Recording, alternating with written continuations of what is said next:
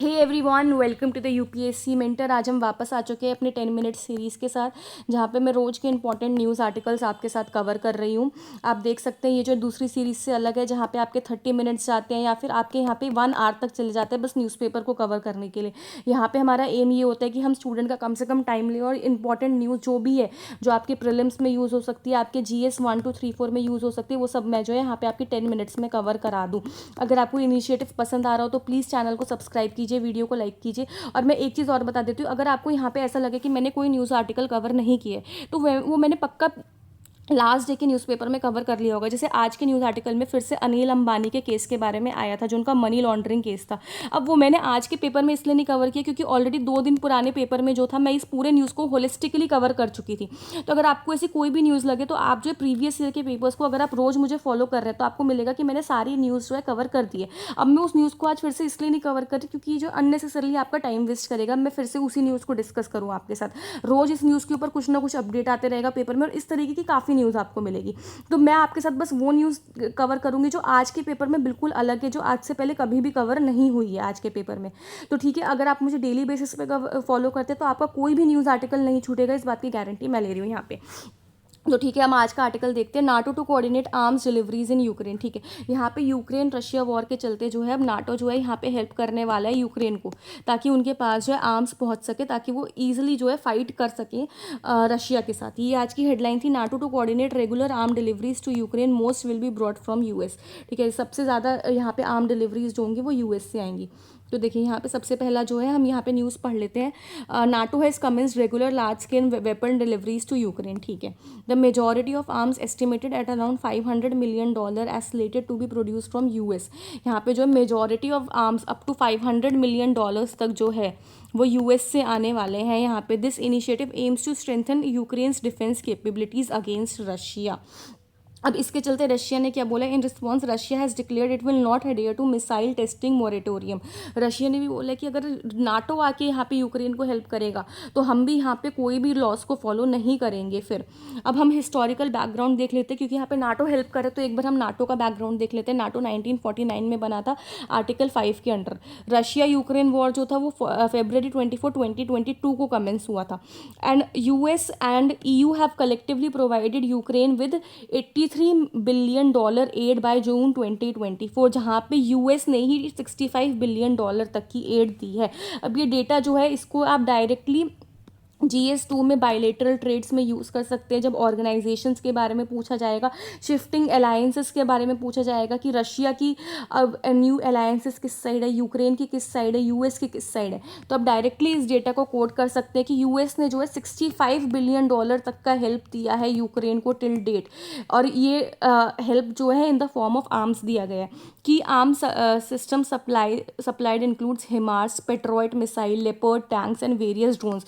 ये सब जो है यहाँ पे मिसाइल्स के नाम है, टैंक्स के नाम है, जो अभी तक नाटो ने जो है यूक्रेन को सप्लाई की है। Russia views continued NATO support as proxy war.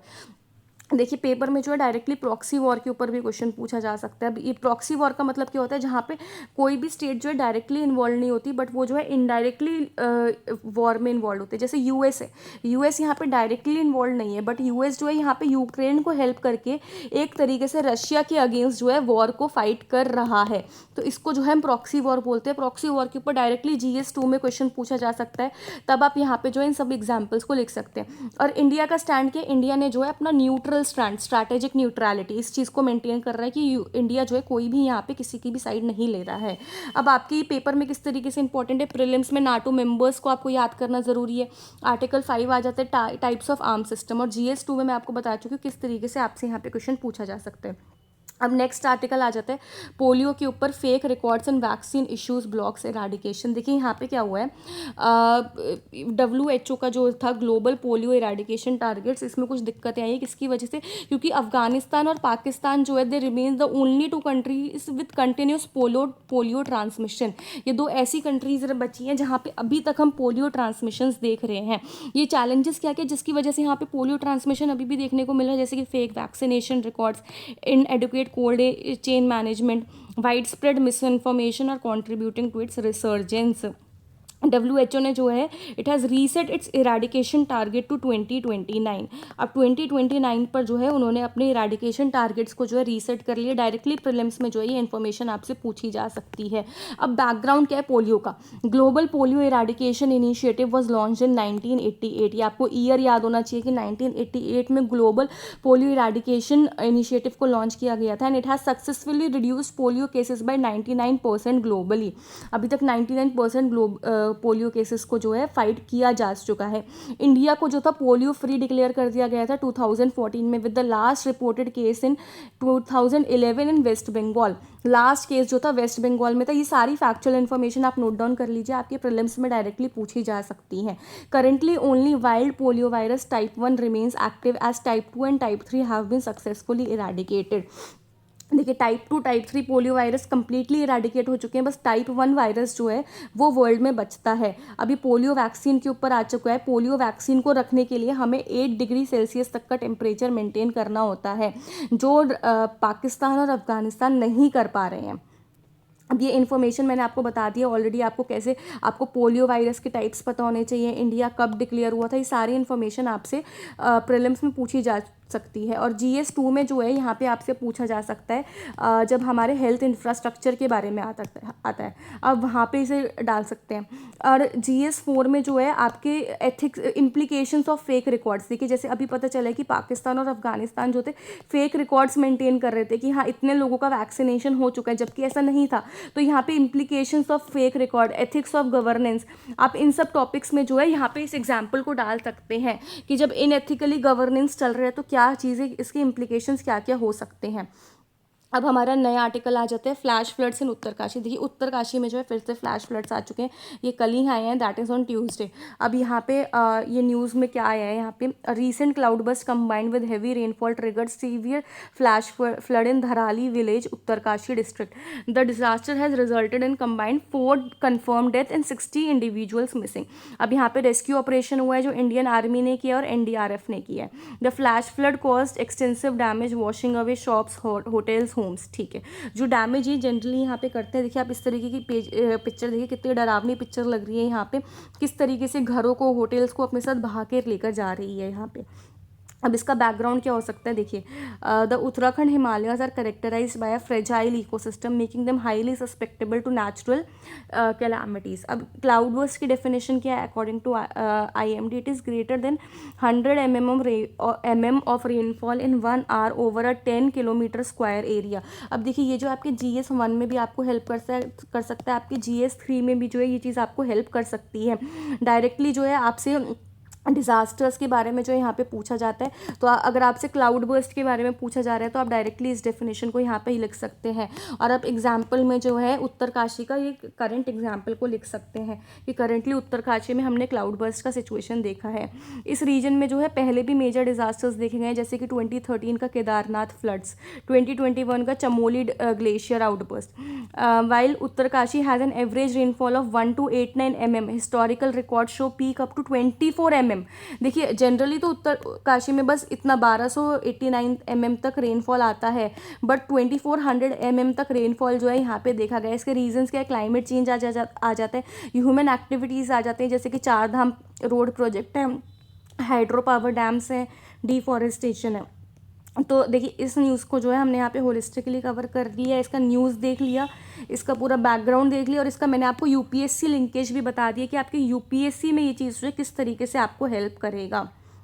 अब न्यू आर्टिकल आ जाता है इंडिया फिलीपींस डिफेंस टाइज। देखिए अभी रिसेंटली जो है इंडिया के PM जो है फिलीपींस के प्रेसिडेंट से मिले और इन्होंने जो है कुछ डील साइन करी है। अब हम उसके बारे में स्टडी करते हैं। यहाँ पे prime minister Modi and president Marcos have elevated India Philippines relations to strategic partnership. ये चीज़ जो है डायरेक्टली आपके GS2 में आपसे पूछी जा सकती है। Philippines has openly commended India's effort in defence modernisation. The export of BrahMos supersonic missile is a corner of this enhanced corporation. ठीक है, अभी जो है इंडिया जो है ब्रह्मोस सुपरसोनिक मिसाइल जो है यहाँ पे फिलीपींस को एक्सपोर्ट करने वाला है। तो इसको भी जो है आप डायरेक्टली एज अ एग्जाम्पल लिख सकते हैं, इंडिया की सॉफ्ट डिप्लोमेसी में लिख सकते हैं, इंडिया के एशियान को लेके जो भी प्रोजेक्ट्स होते हैं, इंडिया की एक्ट ईस्ट पॉलिसी से रिगार्डिंग कुछ भी पूछा जा रहा है, वहाँ पे जो है ये सब चीज़ें जो है एज अ एग्जाम्पल आ जाएंगी।